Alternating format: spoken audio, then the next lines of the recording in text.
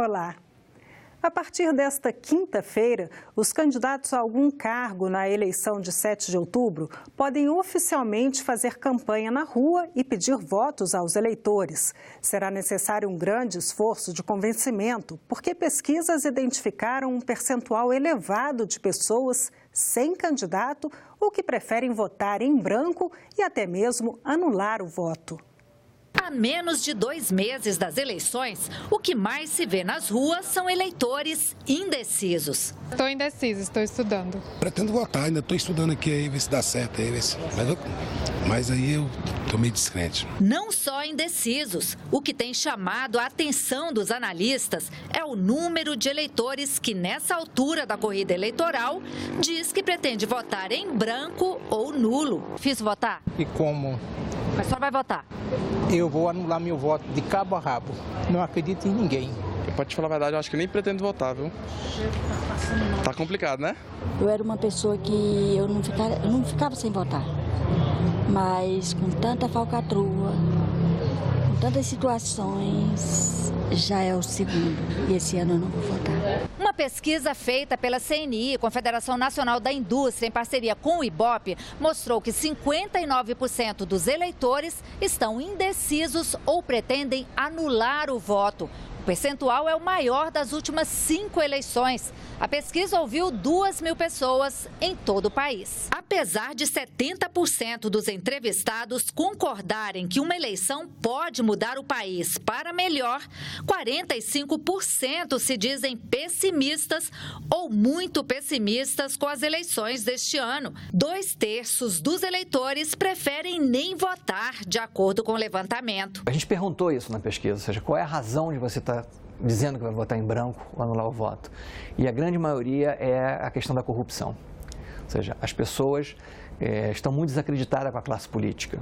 Então, não conseguem identificar um candidato que vá mudar o jogo da corrupção, que vai enfrentar esse problema. Para esse especialista, a tendência é de que a situação mude quando começar a campanha eleitoral. As pesquisas que medem opinião mostram que no começo da eleição o número de pessoas que estão propensas a votar nulo, votar branco ou que dizem que estão indecisas sempre é grande e isso vai diminuindo ao longo do tempo de propaganda no rádio e na televisão.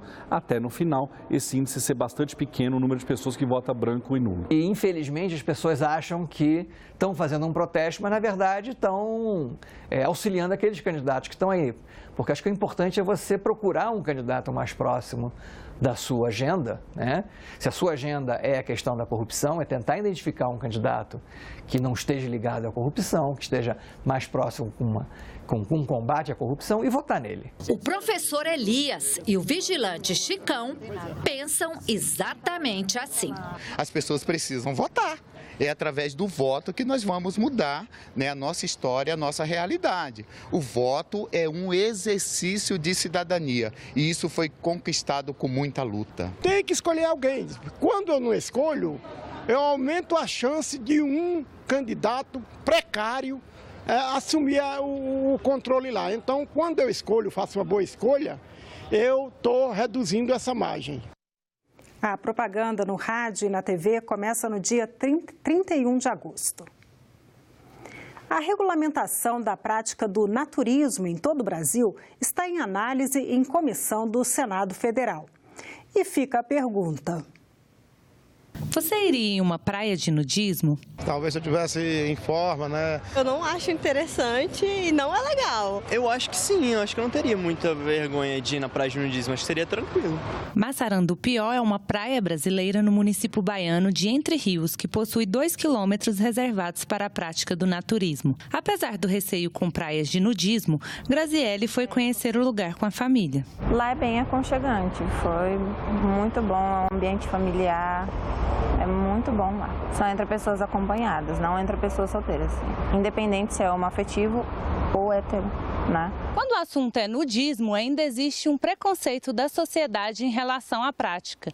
No entanto, muitas pessoas defendem um modo de vida baseado no retorno à natureza, no convívio ao ar livre, com mais gente sem roupa. São os chamados naturistas. O naturismo é uma filosofia de vida totalmente familiar.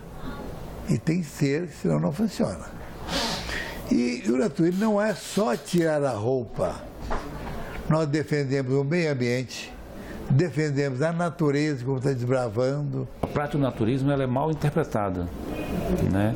E as pessoas têm uma má ideia do naturismo, acham que a prática do naturismo envolve a prática do swing, troca de casais, e nada disso, muito pelo contrário. Um projeto de lei que regulamenta em âmbito nacional a prática do naturismo aguarda votação no Senado. 8 praias no país já oficializaram a prática por regulamentação estadual ou municipal.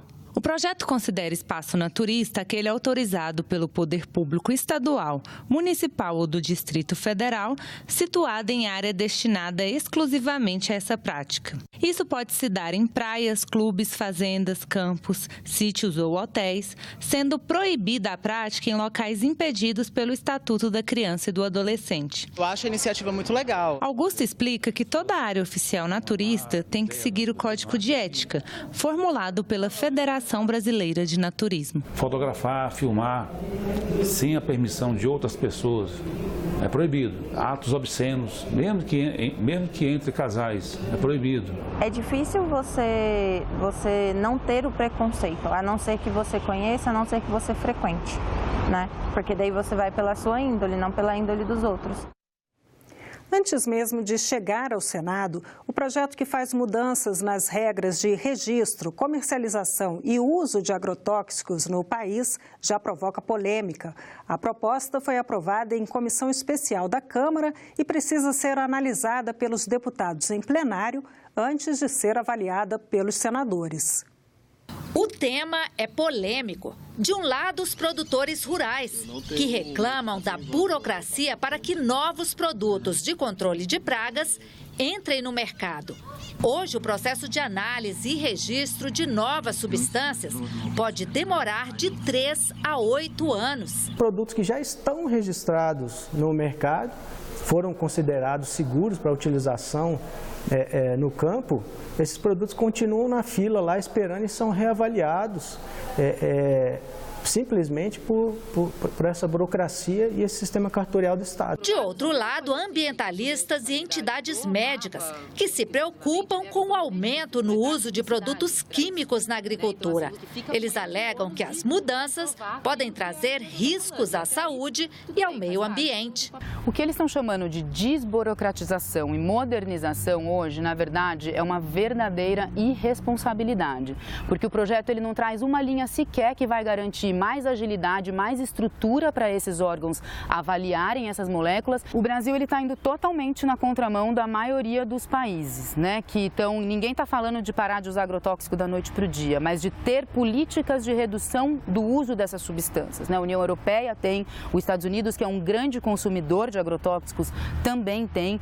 O texto, resultado do trabalho de uma comissão especial criada pela Câmara, faz mudanças na lei dos agrotóxicos, em vigor desde 1989. A comissão analisou 29 projetos sobre o tema, que tramitavam no Congresso. Pela proposta, o nome agrotóxico será substituído por pesticida. A liberação de agrotóxicos idênticos e similares a outros já registrados será facilitada. E a análise de novos produtos passa a ser coordenada pelo Ministério da Agricultura. Mudança criticada pela Anvisa. Eu acho que pode ser feito com a participação dos 3 pilares, como é hoje. A agricultura avaliando a importância agronômica, a Anvisa avaliando o impacto à saúde e o IBAMA avaliando o impacto ao meio ambiente. Se nós tirarmos alguns desses pilares, eu acho que isso vai ser muito ruim. Nós nos posicionamos contrário ao projeto de lei, basicamente porque, na nossa impressão, ele retira a avaliação do risco sanitário, o que vai ser ruim, eu acho que para a saúde e vai ser ruim também para a agricultura. Outro ponto polêmico da proposta é o que permite o registro temporário de pesticidas. De acordo com o texto, se a análise de uma nova substância não for concluída no prazo de 1 ano, ela poderá receber um registro provisório. Mas, para isso, já deverá estar autorizada em pelo menos 3 países que fazem parte da OCDE, Organização para a Cooperação e Desenvolvimento Econômico. Esse registro temporário é para garantir que, do ponto de vista de segurança alimentar, de proteção às plantas, de defesa vegetal, eu vou ter sempre os produtos mais novos, mais eficientes disponíveis para as plantas, desde que esse produto tenha sido registrado em pelo menos 3 países membros da OCDE, que são países que têm uma legislação mais apertada do ponto de vista de defesa sanitária. Aí você abre um precedente aí, né, uma insegurança durante um tempo até que ele termine a sua avaliação. Se a substância for cancerígena, ela já vai estar no mercado, ela já vai estar sendo utilizada. Então isso é uma responsabilidade muito grande. A possibilidade de registro para substâncias que apresentem um risco considerado aceitável também é criticada por organizações ambientais. Já os produtores defendem que é preciso levar em conta o custo-benefício. A gente faz comparações com outras tecnologias que nós utilizamos, né? Então, por exemplo, o raio-x. O raio-x ele é cancerígeno, mas você usa o raio-x. Por que você usa? Porque o benefício que ele dá para o ser humano é muito maior do que o perigo que você corre. Se você avaliasse essas tecnologias simplesmente pelo perigo, elas não deveriam ser utilizadas. Mas você faz uma avaliação de risco, dada a exposição que você tem a essa tecnologia e dado o benefício que ela te concede, você pode utilizar. Não tem como garantir o que vai ser definido como risco inaceitável. Inaceitável ou aceitável para quem? Né? Para quem está ali sofrendo a contaminação e o impacto daquele agrotóxico, não é aceitável. Né? Para quem está ganhando dinheiro com isso, pode ser aceitável porque tem essa questão econômica. A Advocacia do Senado recorreu na noite da última terça-feira da decisão do Supremo Tribunal Federal que concluiu pela possibilidade de aplicação de medidas cautelares penais contra deputados e senadores pelo Poder Judiciário. Os advogados que assinam o recurso viram contradições para a aplicação de medidas cautelares penais que restringem a liberdade, já que a Constituição admite a prisão de parlamentares apenas em casos de crime inafiançável de flagrante delito. O advogado-geral do Senado, Fernando César Cunha, conversou com a jornalista Tânia Horman e explicou por que o Senado recorreu da decisão do STF.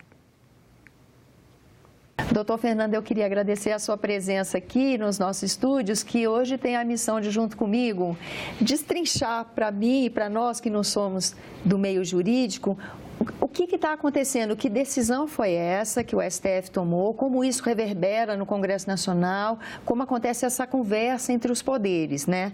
Porque no dia 7 de agosto desse ano, o STF publicou um acordo, ou seja, uma decisão coletiva que diz respeito à aplicação de medidas cautelares penais. Então, eu queria começar pedindo para o senhor ajudar a gente a entender de uma maneira assim mais acessível o que é que está acontecendo, né? Bom, primeiramente, muito obrigado pela oportunidade e a satisfação. A Advocacia do Senado está participando desse programa tão importante para esclarecer ao cidadão como é a aplicação e funcionamento até do Senado Federal.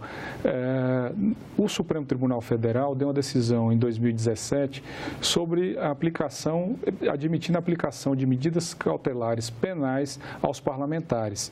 Essas medidas cautelares penais são medidas adotadas em restrição à liberdade e são medidas diversas da prisão.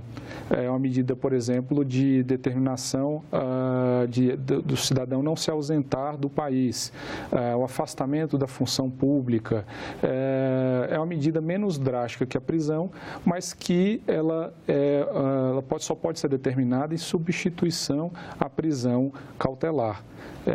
Por essa razão até que, como ela é feita, é um acessório dessa medida principal, que nós apresentamos um recurso também em razão dessa questão. Aí já começa a coisa da técnica do direito, né? Porque o que a previsão constitucional é que um parlamentar possa ser preso em flagrante de crime inafiançável. E isso não é a mesma coisa que prisão cautelar, né? Então, medida cautelar penal diz respeito à substituição de uma decisão mais drástica, que seria a prisão cautelar. Mas isso é um recurso, um instrumento, me corrija se eu estiver errado no termo, que não se aplica aos parlamentares, não é isso? Exatamente. A Constituição só autoriza a prisão do parlamentar em caso de crime inafiançável e em flagrante delito. É por essa razão que é só nessa hipótese que é autorizado a limitação do exercício do mandato parlamentar. E ainda assim, nesse caso drástico, é que a Constituição também determina que seja observado o rito, ou seja, que seja encaminhada essa prisão para que a Casa Legislativa resolva essa prisão por crime inafiançável, crime em flagrante delito. É por isso que não se cabe, então, como o próprio Supremo Tribunal Federal entendeu nesse julgamento que não é possível no ordenamento jurídico se aplicar a medida cautelar, a prisão cautelar, que é a prisão preventiva e a prisão temporária, não é possível aplicar ao parlamentar. Se o Supremo entendeu isso, a gente já aponta que é uma contradição ele ter, ao mesmo tempo, entendido que poderia se aplicar, então, a medida cautelar penal, porque ela é uma medida decorrente daquela. Até porque se, eventualmente, o julgador determina uma medida cautelar penal e o acusado não cumpre essa medida, o julgador não teria nenhuma alternativa, porque, nesse caso, quando eles descumprem, a legislação determina que se faça, então, a convenção dessa medida cautelar penal na prisão. E não existe esse tipo de prisão cautelar para parlamentar. Daí já começa uma contradição, né? Exatamente, é uma contradição que a gente alega que existe no próprio julgamento do Supremo Tribunal Federal, dentro daquele acordo. Esse recurso, embargo de declaração, é um recurso que serve justamente para isso, para que o Supremo Tribunal Federal e todo órgão judiciário faça isso, ele possa apreciar pontos que não foram apreciados adequadamente no julgamento, pontos obscuros, contradições, e são pontos que são suscitados, que são relevantes para a discussão e que precisam ser apreciados pelo Supremo Tribunal Federal, neste caso. Nesse caso específico, existem outras contradições? Qual foi a providência ou qual será a providência que o Senado toma diante da publicação desse acordo? A decisão foi dada em outubro de 2017, mas a decisão foi publicada, o acórdão foi publicado na semana passada. Então, a partir daí, nós tivemos o prazo de 5 dias e, então, protocolamos ontem esse recurso chamado embargo de declaração para apontar 4 omissões, 4 pontos que o Supremo Tribunal Federal precisa discutir. Quais são esses 4 pontos? O primeiro ponto é justamente essa contradição que eu já falei, e o segundo ponto é a falta de previsão normativa que autorize, tanto na Constituição Federal quanto no Código de Processo Penal, que autorize o Poder Judiciário a determinar qualquer medida cautelar contra os parlamentares. Ou seja, não tem uma regra, não está escrito em lugar nenhum como se procede nessa situação, é isso? Exatamente. A legislação penal e a Constituição Federal determina que só naqueles casos expressos que podem ser adotadas medidas contra a liberdade do cidadão. Então, o próprio Supremo Tribunal Federal, depois desse julgamento, que foi de 2017, no caso recente, quando foi julgar a questão das conduções coercitivas, o Supremo Tribunal Federal reafirmou que só pode ser determinada de medida cautelar penal naqueles casos expressamente previstos no Código de Processo Penal. E esse caso, por exemplo, do afastamento do parlamentar do mandato não está previsto expressamente, porque lá só fala o afastamento da função pública, que é uma questão diversa, distinta, e que a legislação penal ela não pode ser interpretada de forma ampliativa, justamente porque estamos falando de restrição de liberdade, restrição de direitos. E de uma atuação que é fruto de uma decisão por eleição da sociedade, né? Então, também afastar uma pessoa da sua atividade nesse caso, talvez, pergunto ao senhor, tem um outro significado, né? Exatamente. A Constituição Federal, ela elenca diversas prerrogativas aos parlamentares justamente para proteger o cidadão, o eleitor. Porque o exercício do mandato está sendo feito em prol do eleitor. E isso é feito em prol também da soberania popular. Porque aquela escolha que o cidadão fez na eleição, ela tem que ser preservada. A Constituição admite que só em casos excepcionais ela pode ser atacada e pode ser discutida, nos casos da Justiça Eleitoral. E em casos de afastamento e perda de mandato, os casos estão expressamente elencados na Constituição Federal e precisam de um processo específico específico para isso dentro da casa ou um processo judicial depois do trânsito em julgado. Ou seja, não existe uma previsão de afastamento cautelar do parlamentar e nem de qualquer outra medida que restrinja o exercício do mandato durante o processo. Porque ele visa proteger o mandato, para que o senador e o deputado, ele exerça plenamente em prol daquele cidadão que o escolheu. Ou seja, que a decisão coletiva que veio da sociedade, ela seja preservada. Exato. E que um juiz, ou não sei, um grupo de juízes não possa ter uma força maior do que a decisão que foi tomada num processo eleitoral. Exatamente. A Constituição ela é feita toda em prol da escolha do povo. É um princípio basilar, o regime democrático, ele é feito em prol da escolha que foi feita pelo cidadão, pelo povo, pelo eleitor. Então, é preciso se preservar a soberania popular, né? A escolha do eleitor. Então, os parlamentares, eles estão desempenhando um mandato em nome desse povo. Então, se você cerceia essa atividade parlamentar, você está cerceando a própria voz do cidadão e do povo aqui dentro dessas casas. Porque o Poder Legislativo também, ele tem um papel fundamental, não só de editar leis, mas também de fiscalizar. E é por isso que ele precisa fiscalizar de uma forma transparente e independente. Então, ele não pode ter nenhum tipo de limitação, nenhum tipo de pressão. Por isso que essas prerrogativas existem. E o próprio acórdão do Supremo Tribunal Federal, ele reconhece a importância dessas prerrogativas. Mas a gente entende, então, que é incompatível a limitação do exercício do mandato parlamentar por qualquer medida cautelar penal. Agora, esse debate feito como está sendo feito por teoria, nós não estamos aqui tratando de nenhum caso pessoal, não há nenhum caso acontecendo que leve a um questionamento de procedimentos. É um aprimoramento da lei. Acho que é a melhor forma de se fazer o debate quando não há nenhum caso específico envolvido numa questão desse tipo? Sim, certamente. O caso está sendo debatido numa ação direta de inconstitucionalidade, que é um processo que ele tem, a gente chama no meio jurídico, como um processo de natureza objetiva. Ou seja, não está se discutindo um cidadão A, um parlamentar B ou qualquer outro cidadão.